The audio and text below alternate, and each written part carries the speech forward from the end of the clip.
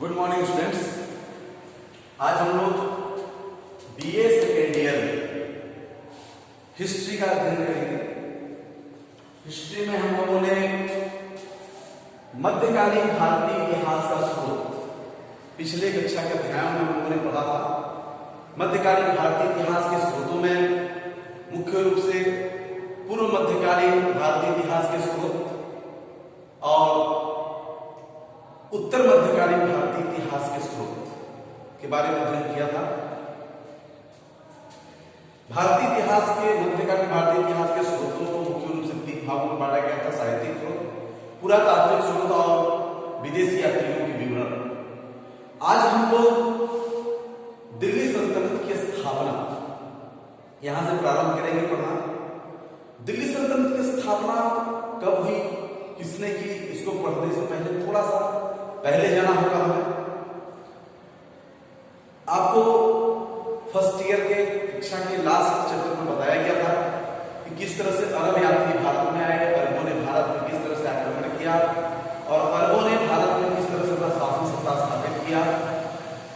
साथ ही साथ मोहम्मद घोरी का 1191 में 1192 में किस तरह से उसने तराइन पर युद्ध किया। तराइन में युद्ध हुआ। पहले युद्ध में पृथ्वीराज चौहान जीते, विजयी हुए थे। द्वितीय युद्ध में पृथ्वीराज चौहान पराजित हुए और इस तरह से यहां पे जो राजपूत वंश था वहां पे अब मुस्लिमों का वंश स्थापित हुआ। मुस्लिमों का शासन सत्ता स्थापित होना यहाँ पे लाजमी था, हुआ। और मोहम्मद घोरी ने अपने जो सेवक था, दास था, कुतुबुद्दीन ऐबक को किस तरह से शासन पर स्थापित किया, इसको हम लोगों को पढ़ना है। किस तरह से मोहम्मद घोरी भारत पर स्थापना किया और किस तरह से मुस्लिम युग का प्रारंभ हुआ। मुस्लिम युग गुलाम वंश से प्रारंभ होता है। गुलाम वंश का प्रारंभ 1206 ईस्वी में होता है। 1206 से लेकर के लगभग 1290 तक या 92 तक हम मान सकते हैं। 1290 ईस्वी तक गुलाम वंश का शासन पीरियड था। गुलाम वंश चलता है। इसके पहले हम थोड़ा सा दिल्ली सल्तनत की स्थापना कैसे हम देखते हैं। दिल्ली सल्तनत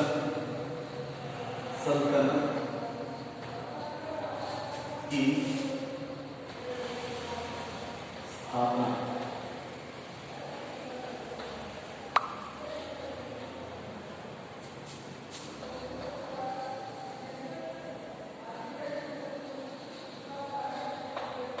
फाउंडेशन ऑफ दिल्ली सल्तनत।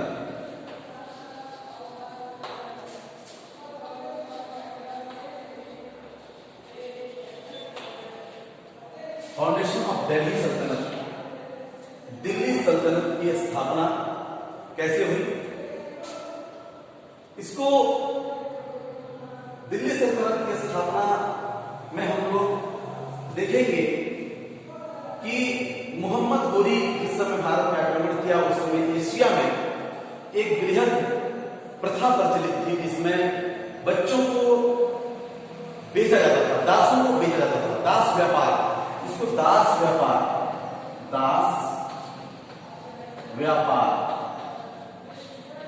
के नाम से जाना जाता था। इसके लिए बाजार भी लगता था और लोग बच्चों को खरीद करके अपने पास ले जाते थे और गुलाम बनाते थे, दास बनाते थे। लेकिन एक उल्लेखनीय बात यह है कि दास तो बनाते थे, लेकिन कुछ लोग उन दास लोगों के साथ अच्छे जो स्वामी होते थे बहुत अच्छा व्यवहार करते थे, कुछ लोग बहुत बुरा बर्ताव किया करते थे। उसी का शिकार या उसी की तरह कुतुबुद्दीन ऐबक भी दास बनाया गया, दास बना और मोहम्मद घोरी का दास यह बना। मोहम्मद घोरी ने इसे खरीदा और दास बनाया गया। अगर हम बात करें तो गुलाम वंश का प्रारंभ हुआ है लगभग 1206 ईस्वी से होता है, क्योंकि कुतुबुद्दीन ऐबक को गोरी यहाँ का शासक बनाता है और 1206 से इसकी मौत हो जाती है मोहम्मद गोरी की। और 1206 में कुतुबुद्दीन ऐबक शासक बनता है और वह एक गुलाम होता है, दास होता है, इसलिए इस वंश को दास वंश या गुलाम वंश कहा गया। लेकिन एक इतिहास में यह भी विवादास्पद प्रश्न है कि क्या 1206 से लेकर के 1290 का जो दास वंश गुलाम वंश था, क्या उसको गुलाम वंश कहना सही होगा? तो कुछ विद्वानों का मानना है कि नहीं, बिल्कुल सही नहीं होगा, क्योंकि 1206 से 1290 तक कई लोगों ने शासन किया। इसमें कुतुबुद्दीन ऐबक, इल्तुतमिश, रजिया, रुकनुद्दीन, आराम शाह, इसके अतिरिक्त बलबल, बहुत सारे शासक हुए। तो क्या सभी गुलाम थे? तो इसका उत्तर है नहीं, सारे गुलाम नहीं थे। इल्तुतमिश, बलबल ये गुलाम नहीं थे, एक ही वंश के नहीं थे, इसलिए इसको कुछ लोगों का कहना है कि गुलाम वंश कहना भी सही नहीं है। कुछ लोग इसको पठान काल कहते हैं, पठान काल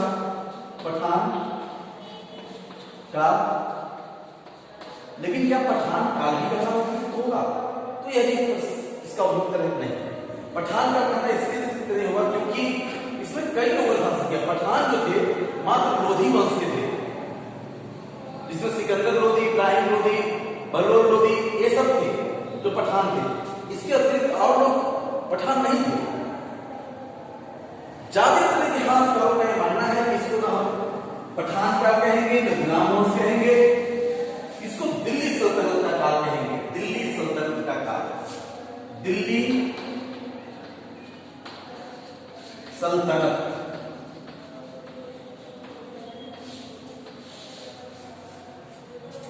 दिल्ली सल्तनत का जो समय है उसको विद्वानों ने 1206 से लेकर के 1536 ईस्वी तक, ये समय को सल्तनत काल के नाम से जाना जाता है और यही ज्यादा उपयुक्त भी है।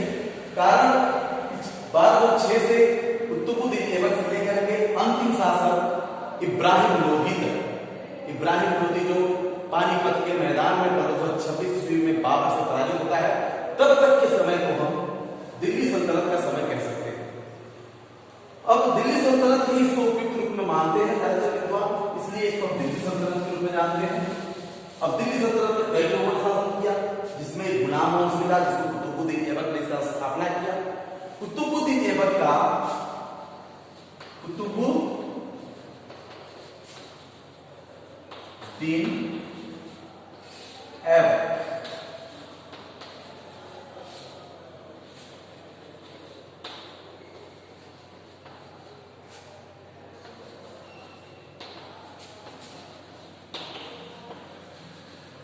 इसका जो समय था 1206 से 1210 1206 से लेकर के 1210 तक, अर्थात कुल 4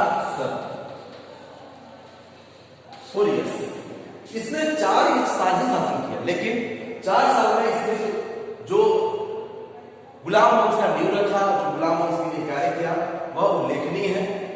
और इसके लिए ही इसे अनेक विद्वानों ने, अनेक इतिहासकारों ने बाबर के साथ तुलना किया है। कारण इसने मुस्लिम वर्ग, मुस्लिम वंश का जो नींव डाला गुलाम वंश के रूप में, वह 100-200 साल नहीं, लगभग 700-800 साल तक मुस्लिमों ने भारत में शासन किया। इसलिए कुतुबुद्दीन ऐबक का जो महत्व था भारतीय इतिहास में बहुत ज्यादा था।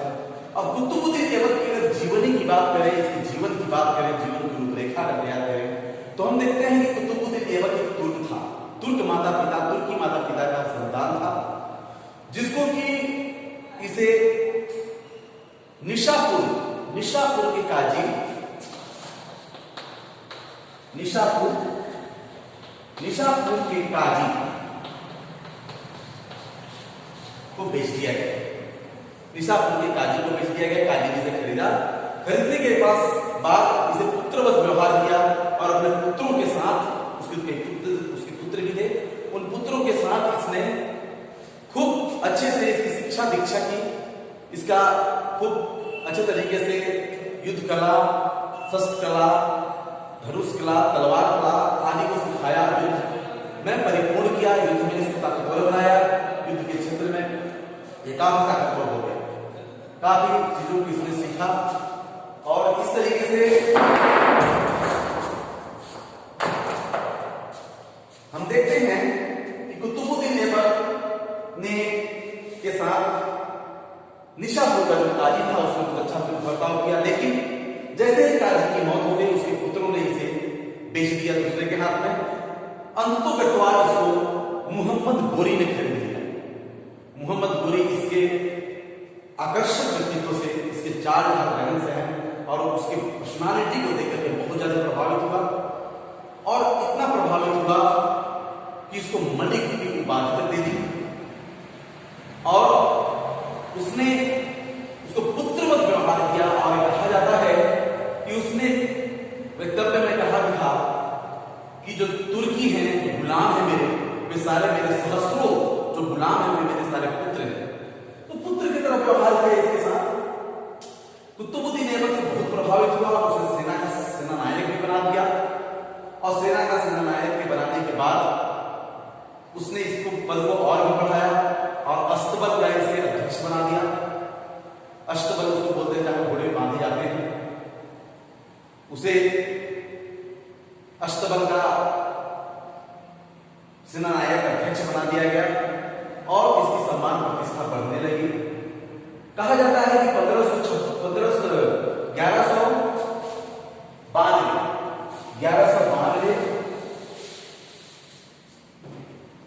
1192 जो द्वितीय तराई युद्ध था जिसमें मोहम्मद गोरी विजित हुआ, जीता और जीतने के बाद 1192 में इसने भारत का इसको स्वामी बना करके, शासक बना करके वापस गजनी चला गया। मोहम्मद गोरी गजनी चला जाने के बाद इसने यहाँ पे शासन किया, यहाँ पे रहा, उसके उत्तराधिकारी के रूप में यहाँ शासन करता रहा। कहा जाता है कि 1192 से लेकर के 1206 ईस्वी तक वही यहाँ का भारत का देखरेख करता रहा मोहम्मद गोरी के संरक्षक के रूप में। और इस समय इसने बहुत सारी उपाधियां प्राप्त की, बहुत सारी उपलब्धियां प्राप्त की, जिसमें उसने 1192 में ही अजमेर व मेरठ में जो बहुत ज्यादा विद्रोह हुआ था उस विद्रोह को उसने दबाया, उस विद्रोह को शांत किया। इसके बाद 1192 के बाद 1194 में पुनः अजमेर और मेरठ में पुनः विद्रोह हुआ, उसको भी इसने दबाया। इसके बाद 1195 में कोई अलीगढ़ कोई 1195 में कोई जो कि अलीगढ़ में है, अलीगढ़ उत्तर प्रदेश में, आज वर्तमान में उत्तर प्रदेश में, कोई इसने विजित किया, कोई इसने पराजित किया और वहां का शासन स्थापित कर लिया। इसके बाद 1126 में 1196 में इसको मेदों से युद्ध हुआ, मेदों से युद्ध हुआ, मेदों को इसने पराजित किया। मेदों की कुछ चक्कर में भी फंसा जिसमें वो भागने में सफलता प्राप्त की, भाग करके अपना उसने बहुत चालाकी से, बहुत चतुरता से बचाया अपने आप को। 1197 से 1198 में बदायूं, चंदावल और पर अधिकार किया, बदायूं चंदावल पर उसने अधिकार किया। 1196 1197 98 के बाद 1202 और 3 की बात करें तो बुंदेलखंड पर इसने अधिकार किया और बुंदेलखंड पर अधिकार करने के बाद हम देखते हैं कि किस तरह से इसने शासक बनने के पहले ही 1206 के पहले ही इसने मोहम्मद गोरी के संरक्षक में रह करके कितने विजय किए। इस विजय से मोहम्मद गोरी बहुत ज्यादा प्रभावित हुआ और इसे भावी अपना शासक मान लिया उसने। कहा जाता है कि 1206 में गजनी, 1206 में गजनी मोहम्मद गोरी की मृत्यु के बाद गजनी पर अलाउद्दीन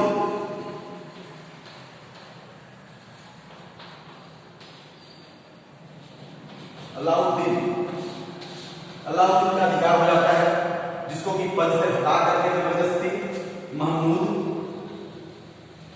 बिन गयासुद्दीन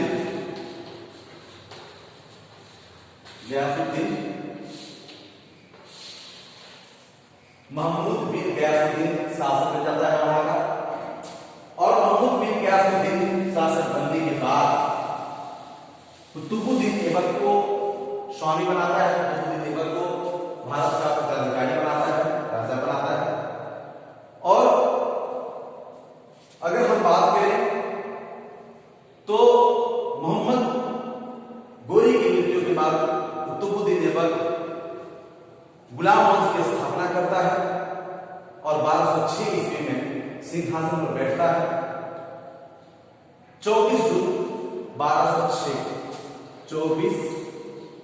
जून 1206 ईस्वी में राजतिलक होता है, कुतुबुद्दीन ऐबक का सिंहासनारोहण होता है और गुलाम वंश की नींव डालता है, गुलाम वंश की स्थापना करता है। कुतुबुद्दीन ऐबक का भारतीय इतिहास में इसलिए बहुत बड़ा महत्व है क्योंकि वह गुलाम वंश का संस्थापक था, गुलाम वंश का स्थापना किया था उसने।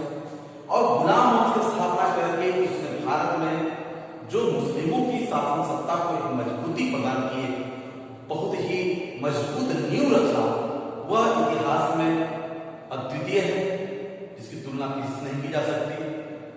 वह एक साहसी, कर्तव्यनिष्ठ, एक पराक्रमी वीर योद्धा था। इसमें कुछ कमियां भी थी, यह क्रूर था, इसने कई लोगों की हत्याएं भी कराई, लेकिन इसके बावजूद कुतुबुद्दीन ऐबक बहुत ही योग्य था। कुतुबुद्दीन ऐबक जब शासक बना तो उसने विद्रोह को दबाया, लेकिन पूरी तरह विद्रोह को नहीं दबा पाया, यह इसकी कमी थी।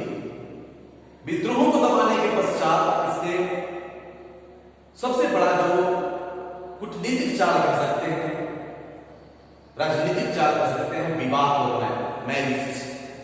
उसने विवाह किया। सर्वप्रथम उसने अपने पुत्री का विवाह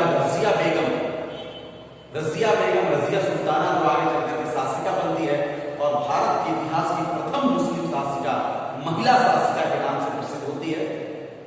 रजिया का विवाह इसने इल्तुतमिश के साथ किया, अपना दामाद इल्तुतमिश बनाया। और अपनी बहन का विवाह नसीरुद्दीन कुबाचा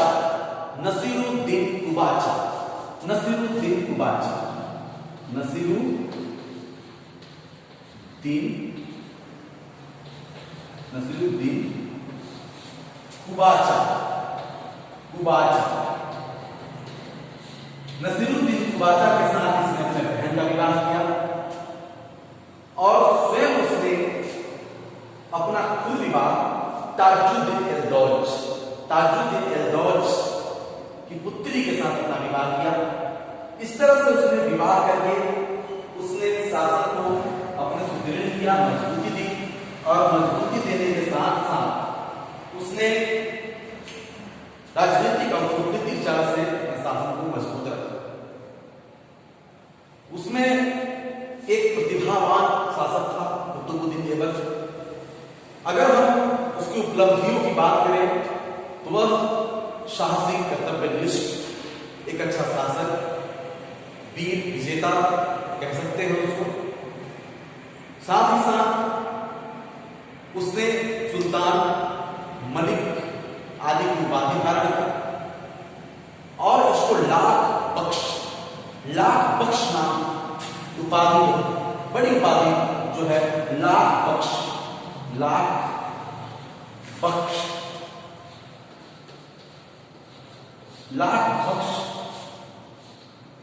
की उपाधि दी गई। लाख बख्श इसलिए उपाधि दी गई क्योंकि लाखों रुपए का एक दान दिया करता था, इसलिए इसको लाख बख्श कहा गया। एक अच्छा सेनापति था। कहा जाता है, कुछ विद्वान इसकी तारीफ करते हुए कहते हैं कि कुतुबुद्दीन ऐबक की तुलना मुगल वंश के संस्थापक बाबर से की जा सकती है, क्योंकि जिस प्रकार से बाबर ने मुगल वंश की स्थापना की और मुगलों ने 1526 से लेकर के 1857 तक शासन किया भारत पर, उसी प्रकार से गुलाम वंश का नींव रखने का कार्य कुतुबुद्दीन ऐबक ने किया और दिल्ली सल्तनत के गुलाम वंश की स्थापना की और गुलाम वंश, खिलजी वंश, तुगलक वंश और सैयद वंश और लोधी वंश, इतने वंशों ने इस दिल्ली सल्तनत में शासन किया और उसका नींव रखने का कार्य कुतुबुद्दीन ऐबक ने किया। तो कुतुबुद्दीन ऐबक को आपको पढ़ाने से आपको स्पष्ट हो गया कि जो दिल्ली सल्तनत का पहला सुल्तान था, जो गुलाम वंश का संस्थापक था, वह एक योग्य शासक था और उसने भारतीय इतिहास में जो अपना स्थान दर्ज किया वह अद्वितीय था। उसमें कुछ कमियां मैंने बताया थी, वह बहुत दयालु कभी कभी हो जाता था और कभी कभी बहुत क्रूर हो जाया करता था, बहुत क्रोधी स्वभाव हो जाया करता था। यह उसकी सबसे बड़ी कमी थी, जिसके कारण उसने हजारों लोगों को मौत की खाट में उतारा और बहुत दयालु भी था, दान भी बहुत देता था, जिसके कारण उसको लाख बख्श की उपाधि दी गई। वह संगीत प्रेमी और कला प्रेमी था। कुतुबुद्दीन ऐबक वास्तुकला के क्षेत्र में बहुत बड़ी बड़ी इमारतों का निर्माण करा, जिसमें 2.5 दिन का झोपड़ा दिल्ली में, इसके बाद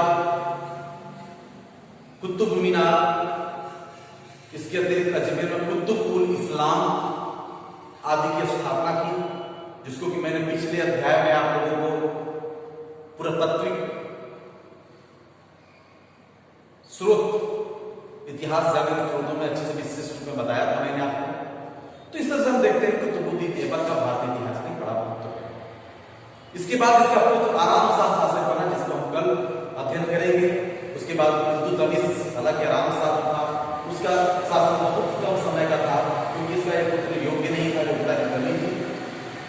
और इसके बाद जो इसका दामाद इल्तुतमिश, जिसकी बात की रजिया से शादी का पुत्री शादी किया था, वह बहुत ही योग्य था, उसका शासन स्थापित हुआ।